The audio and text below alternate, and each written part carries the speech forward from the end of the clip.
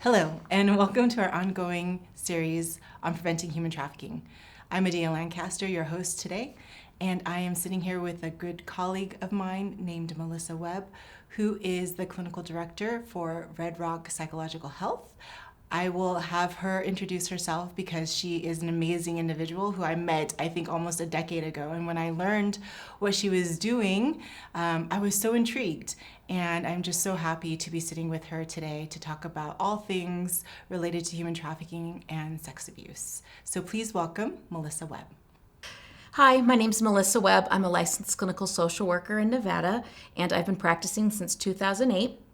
My field of study is sex abuse, perpetration, victimization, addiction, anything really related to sex in general. And I am a member of ATSA, which is the Association for Treatment of Sexual Abuse. It's an international organization that gives us the most up-to-date research, and I'm a proud member of that. I also want to quickly mention too that last year you were actually recognized by Las Vegas Inc. as one of the 40 under 40, and that is super exciting. Yes. To be recognized. What an amazing accomplishment. Thank you. So congratulations. Thank you. The reason I was nominated for the 40 under 40 is because of the work I do in the community with sex addiction and perpetration. It's really about bringing sex to the table and not just keeping it a taboo subject, and that's how we're going to move forward. And so I was really pleased to win that award. Awesome. Yeah. Sex is definitely a taboo topic, especially when it comes to parents and them talking to their children about it. Yeah, which is interesting because in Las Vegas, there's pornography all around on our taxi cabs and on billboards, flyers in restaurants. So it's really in our face, but not in a way that is digestible or something we can talk about. So although it's around us all the time, it remains taboo.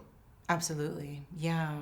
That's something that I want to get into when we talk more about like culture and specifically our culture. But let's dive deep first into the problem of human trafficking and really get into I'm going to call them perpetrators, also victims of human trafficking. I know you have different language to frame those individuals, but what would you say are some of the root causes that for an individual to become a perpetrator of human trafficking or even sexual abuse? Okay, so that is a great question. We know that people who are perpetrating on other people have come from a lot of hurt. A lot of people say, I came from a home with abuse, and I didn't turn out that way. And the differences that we're looking at is that when we're looking at the research, it's pretty clear. 88% of people who've committed this crime, who engage in human trafficking, witnessed domestic violence as a child. 88% of them also witnessed and were experiencing their own physical abuse. And 66% were victims of themselves of sex abuse. What helps others heal and keeps other people in the cycle are different for each person. A lot of it has to do with when they came forward as a child, if they came forward as a child, were they believed. So it's not necessarily what type of offense occurred against them or their age at the time of the offense. There's a lot of factors, but really the number one factor is, were they supported when they had a disclosure? So, for example, you might have a child who had an offense where someone fondled them over their clothes. But they live in a house where no one believed them. Someone said, you're a liar. What did you do to make this happen? This is your fault. Vice versa, we could have a case where there's a young child who was offended in a really horrific way, where there are objects inside of them or adult to child rape, penetration, things like that. But their parents support them and say, I believe you, I love you, I'm going to protect you, this is not okay, I'm going to make a change right now. They have better outcomes. So even though their abuse was more, quote, intensive or problematic, their rates of success are higher because they had a supportive network. And so a lot of these people who are committing the crime of human trafficking, they were abused themselves, but they had no support to overcome that abuse. And that's what kept them in the cycle. Hurt people hurt people. That's fascinating. I've actually never heard that said before. Yeah. Yeah. It's Yeah, never so been people are apparent. No, yeah. I mean, hurt people Sure. is a common phrase. But to think of the factor as to why did they actually continue, down this spiraling path of being first a victim of abuse, Right. and then later, perpetrating some violence against another human being. It's because of, and that makes total sense. Do you find that there are specific demographics where that is more so the case, or it doesn't really matter as far as background?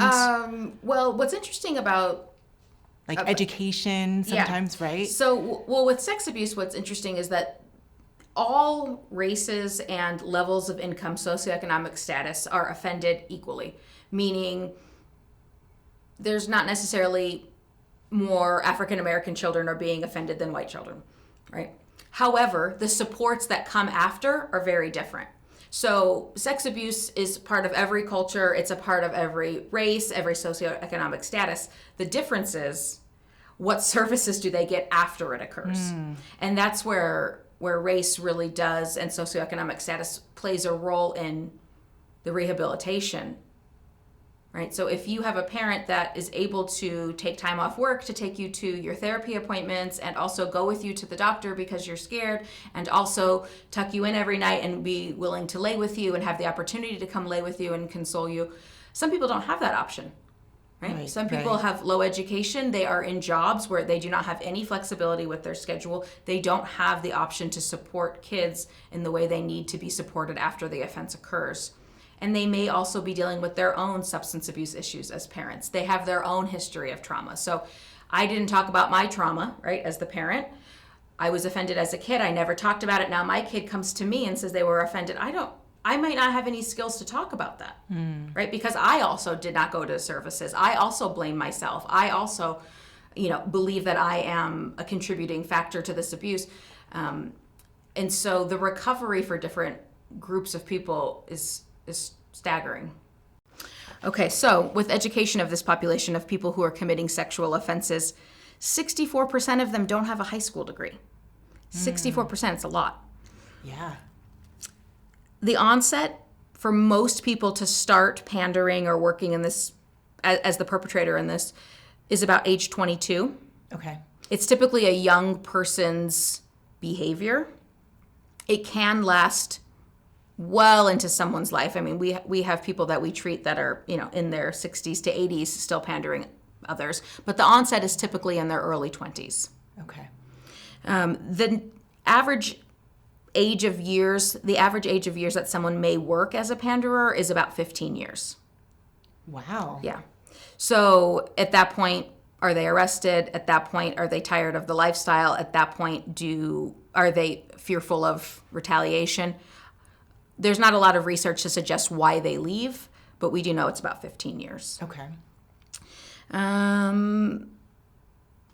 So I thought this statistic was interesting. 68% of panderers at one time pandered themselves, prostituted themselves.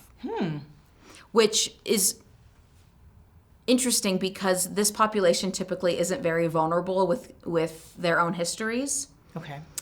And I'm suspicious the number is a lot higher than that, but that is what they are admitting to at this point. So 68% of panderers at one time pimped themselves, pandered themselves, sold themselves. At that point, the assumption is, I don't want to go through this. Like, it's a negative experience to have sex with people when you don't want to. And so how can I continue to earn income and keep my connections that I already have, but not be the person in the room? Okay. Right? And so this is how they start building their network, is finding people to work for them so they don't have to do the work. Right?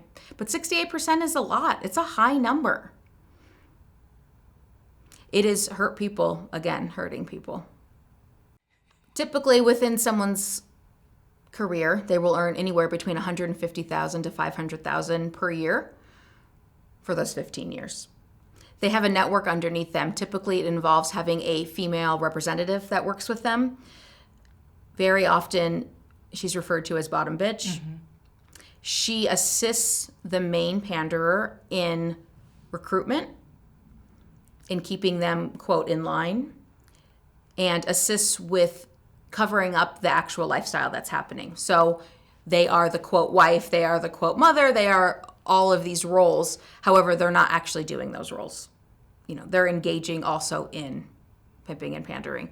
And so what will happen is the woman will say, hey, I'm going to go out with my boyfriend and we're going to go to a really nice dinner and we're going to go see a show. Do you want to come? And this is someone maybe she's known for a long time, but it also could be someone that she's met at the gym recently or getting her nails done, or maybe they met out shopping where it's just these kind of superficial relationships. We're going to go out. You should come with us, blah, blah, blah. As they come and get comfortable, the grooming process is so slow that most people don't realize they're being groomed. And so once you're in, it's so difficult to get out because of what they have on you. Not only knowledge about your home, where you live, your children, because remember, when you were talking to this girlfriend, you were giving her lots of data about your life. How old are your kids? What are their ages? Oh, what school do your kids go to? Oh, my kids go there too. They have all this data on your children, where you live, where you work, especially if you were being recorded without your knowledge, engaging in any act, whether it's substance abuse or a sex act. They now have that data and they know where you work. And so if you don't XYZ, I will turn this video over to whoever. And if you don't help me bring 2 people, so this is how it's very similar to a multi-level marketing. Yeah. Because people want people underneath them so they can live off of those profits. But in reality, the women don't keep most of the profit.